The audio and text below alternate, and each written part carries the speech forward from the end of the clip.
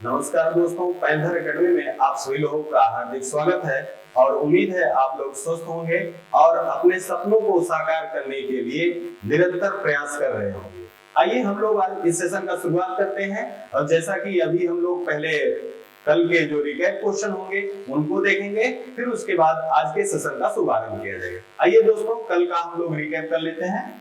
आपका पहला क्वेश्चन है, हाल ही में चर्चा में रहा फाइनेंशियल एक्शन टास्क फोर्स के अध्यक्ष के रूप में किसे चुना गया? टी राजा कुमार होगा। अगला क्वेश्चन आपका है, हाल ही में चर्चा में रहा डोनेट पेंशन कार्यक्रम का शुभारंभ किसने किया? तो यहाँ पर ऑप्शन नंबर डी केंद्रीय श्रम एवं रोजगार मंत्रालय होगा। और अगला क्वेश्चन है, हाल ही में किस एशियाई देश ने मून 2 उपग्रह का सफल परीक्षण किया? तो इसका सही ऑप्शन नंबर डी इराक होगा। और अगला क्वेश्चन है, हाल ही में बेलग्रेड इंडोर प्रतियोगिता के पोर्ट वर्ल्ड में 6.19 मीटर की विश्व में सर्वाधिक कीर्तिमान किस देश के खिलाड़ी ने स्थापित किया? तो ऑप्शन नंबर 1 स्वीडन होगा। अगला क्वेश्चन, हाल ही में भारत और श्रीलंका के बीच कौन सा युद्ध अभ्यास प्रारंभ किया गया? तो इसका ऑप्शन नंबर ए स्लाइनेक्स होगा। अगला क्वेश्चन, हाल ही में भगवान बुद्ध की सबसे बड़ी लेटी हुई प्रतिमा का अनावरण भारत के किस स्थान पर किया जा रहा है? तो इसका ऑप्शन नंबर बी बोध गया होगा। अगला क्वेश्चन है, हाल ही में चर्चा में रहा राष्ट्रीय सुपर कंप्यूटिंग ने कहां सुपर कंप्यूटर परम गंगा को तैनात किया? तो ऑप्शन नंबर ए आईआईटी रुड़की होगा। अगला क्वेश्चन, हाल ही में अंतरराष्ट्रीय निशानेबाजी खेल महासंघ आईएसएसएफ विश्व कप 2022 में भारत ने कितना पदक जीता? तो ऑप्शन नंबर बी 7 पदक होगा। अगला क्वेश्चन है, हाल ही में किस राज्य सरकार ने कौशल्या मातृत्व योजना को प्रारंभ किया? तो यहाँ पर ऑप्शन नंबर ए छत्तीसगढ़ होगा। और अगला क्वेश्चन है, हाल ही में विश्व किडनी दिवस कब मनाया गया? इसका आंसर नंबर ए होगा, जो कि 10 मार्च है। दोस्तों, आज का सेशन शुरुआत करने से पहले हम आपसे जुड़ना चाहेंगे। कोशिश जो है इंसान को परफेक्ट बना देती है, तो आपको निरंतर कोशिश करते रहना है, हार नहीं मानना है, थकना नहीं है, रुकना नहीं है, चलते रहना है। यकीन मानिए आपको सफलता जरूर मिलेगी। आइए हम लोग सेशन की शुरुआत करते हैं और देखते हैं इस सेशन का पहला क्वेश्चन है, हाल ही में चर्चा में रहा किस खिलाड़ी ने सभी प्रारूपों से संन्यास ले लिया? अब यहाँ आपके ऑप्शन दिए गए हैं दोस्तों। पहला ऑप्शन है यस श्रीशांत है, दूसरा ऑप्शन है युवराज सिंह और तीसरा ऑप्शन है आपका सुरेश रैना और चौथा ऑप्शन है मोहम्मद कैफ। तो यहाँ पर जो सही आंसर आपका होगा ये दोस्तों होगा यस श्रीशांत। यस श्रीशांत ने क्रिकेट के सभी प्रारूपों से संन्यास लेने की घोषणा जल्द ही की है। अब यहीं पे हम लोग बात करते हैं भारतीय क्रिकेट कंट्रोल बोर्ड। भारतीय क्रिकेट कंट्रोल बोर्ड, इसकी स्थापना 1928 में हुआ था और इसका मुख्यालय मुंबई में है। मुख्यालय जो है वो मुंबई में है और इसके जो अध्यक्ष हैं वर्तमान में सौरभ गांगुली जी। अब यहाँ बात करते हैं यश श्रीशांत से संबंधित, तो ये विवादों में रहे हैं। आईपीएल 2013 में मैच फिक्सिंग के संबंध में इनको आजीवन प्रतिबंधित कर दिया गया था, लेकिन इसके बाद इनको 7 साल के लिए इनकी सजा को और बढ़ा दिया गया था। अगला यहीं पे दिया गया है युवराज सिंह और सुरेश रैना जी के बारे में। तो यहां सुरेश रैना की ऑटोबायोग्राफी है बिलीव।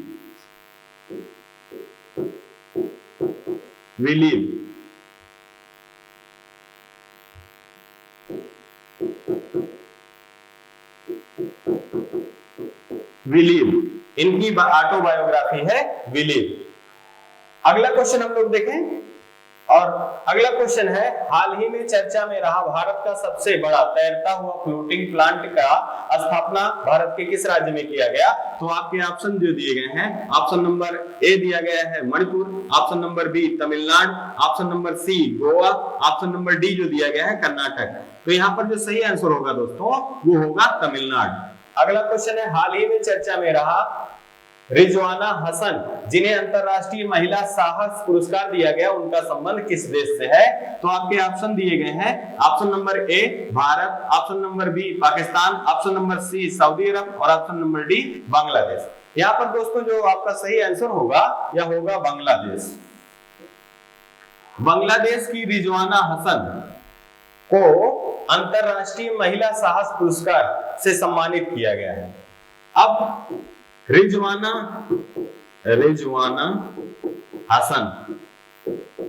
हसन को 2012 में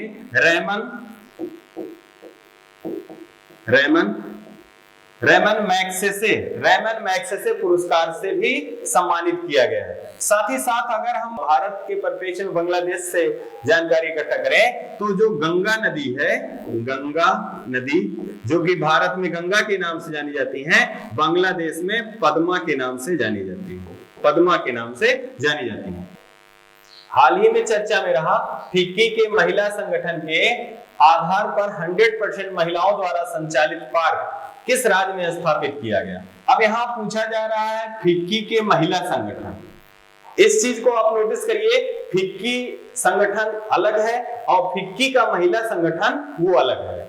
अब यहाँ पर जो सही आंसर आपका होगा, इसमें विकल्प जो दिए गए हैं वो ऑप्शन नंबर ए हैदराबाद दिया गया है, ऑप्शन नंबर बी तेलंगाना दिया गया है और ऑप्शन नंबर सी जो दिया गया है आपका छत्तीसगढ़ और ऑप्शन नंबर डी जो दिया गया है केरल। तो यहाँ पर सही जो आंसर होगा ये आपका हैदराबाद होगा। हैदराबाद में आपका फिक्की महिला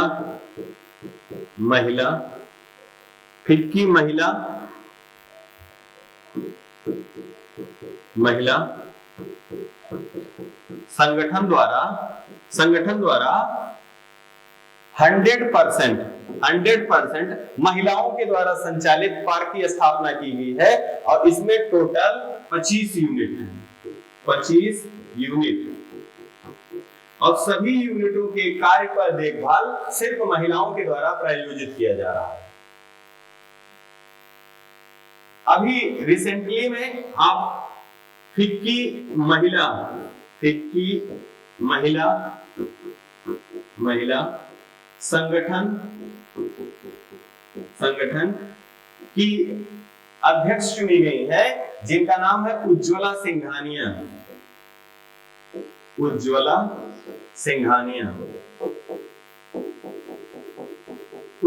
सिंघानिया जो है फिक्की महिला संगठन की 38वीं अध्यक्ष है। साथ ही साथ यहीं पे स्थापना की बात करें तो 1983 में आपके फिक्की महिला संगठन की स्थापना की गई थी। आइए अगला क्वेश्चन हम लोग देखें। अगला है हाल ही में जिन 5 राज्यों में चुनाव हुआ उन सभी राज्यों में सर्वाधिक सीटें किसे प्राप्त हुई? अभी आप सारे लोगों ने देखा कि अभी रिसेंटली 10 मार्च को मतगणना की गई और उसमें 5 राज्य जो हमारे जिसमें चुनाव था उनका परिणाम घोषित किया गया। तो उन राज्यों के परिप्रेक्ष्य में आपसे परीक्षाओं में प्रश्न बनने की संभावना अधिक है। तो इस कारण हम लोग इसको थोड़ा सा और क्वेश्चन के तरीके से बढ़िया से इसको देखते हैं। तो सबसे पहले हम चुनाव के जो राज्य है उनका नाम लिख लें। पहला आपका उत्तर प्रदेश है, दूसरा उत्तराखंड है, तीसरा आपका गोवा है और चौथा आपका पंजाब है और पांचवा जो आपका है वो मणिपुर है। इन्हीं 5 राज्यों में विधानसभा के चुनाव परिणाम 10 मार्च को घोषित किया गया है। अब अगर हम उत्तर प्रदेश की विधानसभा सीटों की संख्या की बात करें तो 403 सीट उत्तर प्रदेश के विधानसभा सीटें हैं। अब इन सीटों में अगर हम देखें तो बीजेपी को 255 सीट तथा सपा को 111 सीट प्राप्त हुआ। मतलब उत्तर प्रदेश में बीजेपी जो है वो बहुमत से ज्यादा सीटों को प्राप्त की है। अगर हम बात करें उत्तराखंड की तो उत्तराखंड में 70 सीटें और इन 70 सीटों में बीजेपी ने 47 सीटें प्राप्त की, यहां भी बहुमत से आगे है। साथ ही साथ अन्य दल ने यहाँ पर और सीटें प्राप्त की। और यहीं पे अगर गोवा की बात करें तो यहाँ 40 सीटें हैं, जिसमें 20 सीटें आपके बीजेपी ने प्राप्त की और अन्य सीटों को अन्य दल आपने तथा कांग्रेस ने मिलकर प्राप्त किया। अगर हम पंजाब की बात करें दोस्तों तो यहाँ पर विधानसभा की 117 सीटें हैं, जिसमें से 92 सीटों को आप दिल्ली की सरकार केजरीवाल जी के द्वारा, जो पार्टी आम आदमी पार्टी है, उसके द्वारा पंजाब में 92 सीटों पर अपना परिणाम जो है उन्होंने प्राप्त किया है। यह विजयी यहाँ के जो प्रत्याशी रहे हैं हुए हैं। साथ ही साथ अगर हम मणिपुर के बारे में बात करें तो मणिपुर में सीटों की संख्या जो है वह आपकी है 60 और इन 60 सीटों में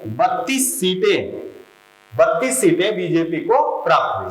तो दोस्तों एक बार पुनः रिकॉल कर लेते हैं कि उत्तर प्रदेश में जो चुनाव हुआ उसके लिए विधानसभा सीटों की संख्या जो है 403 है, जिसमें सबसे बड़ी पार्टी के रूप में 255 सीटों को लेकर बीजेपी यहाँ पर जो बहुमत है उससे आगे है। ठीक है, अगला है उत्तराखंड। उत्तराखंड में 70 सीटों में 47 सीटें बीजेपी को प्राप्त हुई हैं। गोवा में 40 सीटों में 20 सीटें आपको बीजेपी को प्राप्त हुई हैं। पंजाब में 117 सीटों में 92 सीटें आपको प्राप्त हुई हैं।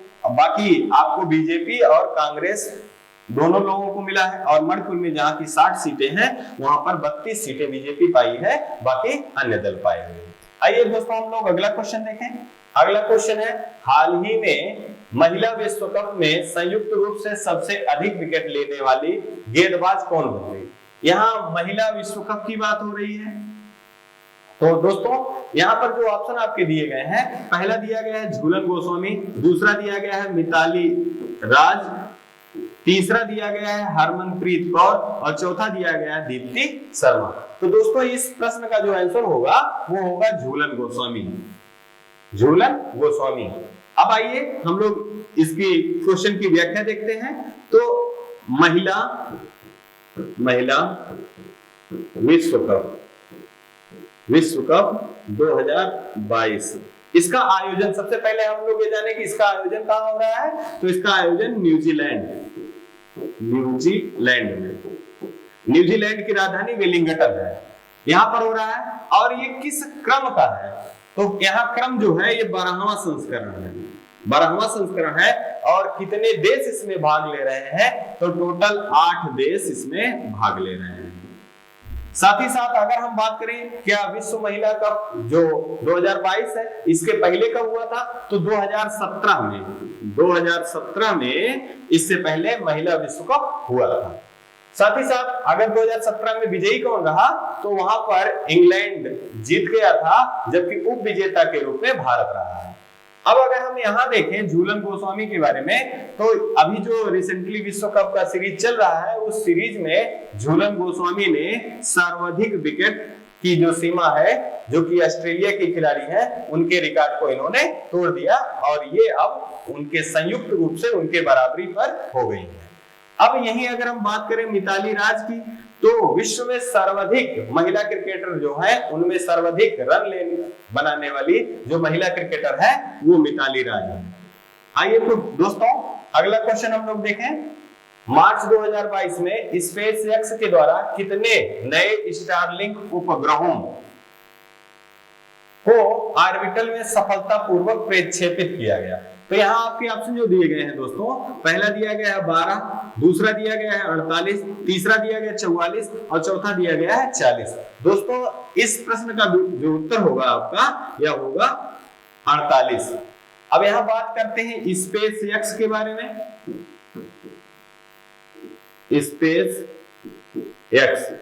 स्पेसएक्स जो है इसके जो फाउंडर है एलन मस्क है। आप लोग जानते हैं कि 2021 का जो पर्सन ऑफ द ईयर है उसे किसे चुना गया है? तो एलन मस्क जी को 2021 का पर्सन ऑफ द ईयर चुना गया है। अब इन्हीं की एक कंपनी है स्पेसएक्स। इसी स्पेसएक्स के द्वारा आपके 48 स्टारलिंक उपग्रहों को ऑर्बिटल में प्रक्षेपित किया गया है। अब ये स्टारलिंक जो शब्द है इसका कार्य क्या है या इसका उद्देश्य क्या है, तो पृथ्वी के ऑर्बिटर में इनको प्रक्षेपित किया गया है और ये उपग्रहों का एक बहुत बड़ा समूह है, मतलब तमाम सारे उपग्रहों का एक समूह है वह स्टारलिंक। आइए अगला क्वेश्चन हम लोग देखें। हाल ही में राष्ट्रीय युवा संसद महोत्सव का तीसरा संस्करण मार्च 2022 में किस शहर में आयोजित किया गया? तो दोस्तों आपके ऑप्शन जो दिए गए हैं, पहला नई दिल्ली, दूसरा भोपाल, तीसरा लखनऊ, चौथा महाराष्ट्र। कोशिश करने वालों की हार नहीं होती, आप कोशिश निरंतर करते रहेंगे तो निश्चय ही आपको सफलता मिलेगा। इसी कारण आप कभी भी अपने आप को निराश मत समझिए कि मेरा आपकी बार सिलेक्शन नहीं हुआ तो अब सिलेक्शन नहीं होगा। सिलेक्शन होगा, केवल गलतियों को पहचानिए, सुधार करिए, आपका सिलेक्शन जरूर होगा। आइए इस क्वेश्चन का आंसर देखें। तो इस क्वेश्चन का आंसर जो है दोस्तों वो है नई दिल्ली। नई दिल्ली में राष्ट्रीय युवा संसद महोत्सव का तीसरा संस्करण आयोजित किया गया है। ये तीसरा संस्करण है, तीसरा संस्करण का आयोजन किया गया है। अब इसका उद्देश्य क्या है? इसमें उद्देश्य जो है वो युवाओं की समस्याओं को समझना और युवाओं को राजनीतिक पहलुओं से जोड़ना या राजनीतिक पहलुओं को के बारे में युवाओं को समझाना जो है वो क्या है, इस युवा सांसद महोत्सव का विषय है। अब अगर हम यही भोपाल के बारे में देखें तो भोपाल में राष्ट्रीय मृदा विज्ञान संस्थान, राष्ट्रीय मृदा विज्ञान संस्थान, ये क्वेश्चन पूछा भी गया है। राष्ट्रीय मृदा विज्ञान संस्थान कहाँ स्थित है दोस्तों? तो ये स्थित है भोपाल में। और आप जानते हैं मध्य प्रदेश की राजधानी जो है वो भोपाल है।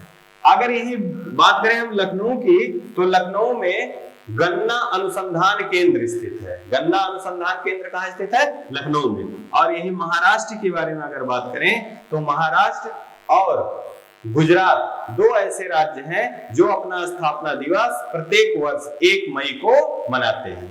आइए अगला क्वेश्चन हम लोग देखें। अगला क्वेश्चन है, हाल ही में वायुसेना अकादमी के कमांडेंट के रूप में किसे नियुक्त किया गया?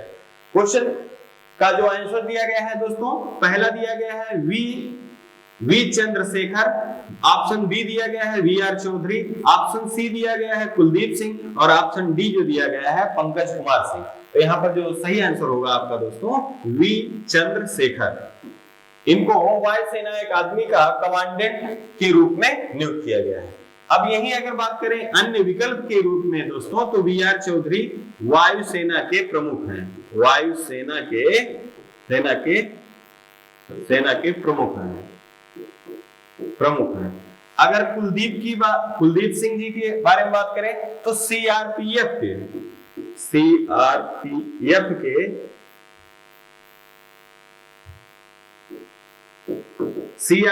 के प्रमुख जो है वो कुलदीप सिंह है। और पंकज कुमार सिंह के बारे में अगर बात करें तो बीएसएफ के प्रमुख के रूप में पंकज कुमार सिंह जी है। आइए अगला क्वेश्चन हम लोग देखें। हाल ही में चर्चा में रहा WHO ने परंपरागत चिकित्सा पद्धति को अधिक सुलभ बनाने के लिए किस राज्य में WHO केंद्र स्थापित की? अब यहाँ पर आपका जो ऑप्शन दिया गया है, पहला दिया गया उत्तर प्रदेश, दूसरा दिया गया गुजरात, तीसरा दिया गया तमिलनाडु और चौथा दिया गया मध्य प्रदेश। इस क्वेश्चन का आंसर जो है दोस्तों वो आपका है गुजरात। अब गुजरात में WHO ने क्या किया है? WHO केंद्र खोलने की व्यवस्था की है। अब इससे क्या, अब यहाँ एक शब्द दिया गया है दोस्तों परंपरागत चिकित्सा, मतलब जो भारत में जो पद्धति रही है चिकित्सा की, जो पुराने समय में यूज किया जाता था, जैसे आयुर्वेद हो गया, यूनानी हो गया, फिर उसके बाद और तमाम सारी पद्धतियां थी, उन पद्धतियों को पुनः उपयोग में लाए जाने के लिए WHO ने गुजरात में WHO केंद्र की स्थापना की। अब गुजरात से संबंधित कुछ जानकारी आपको याद रखना चाहिए, जैसे स्टैच्यू ऑफ यूनिटी,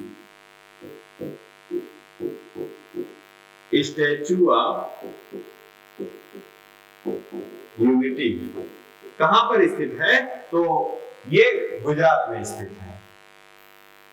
अब इसी से संबंधित एक क्वेश्चन और भी परीक्षाओं में पूछा गया है, statue of peace, statue of peace ये कहां स्थित है? तो स्टैचू ऑफ पीस जो है राजस्थान में स्थित है। एक क्वेश्चन अभी रिसेंटली में और भी पूछा गया परीक्षा में, statue of equality, statue of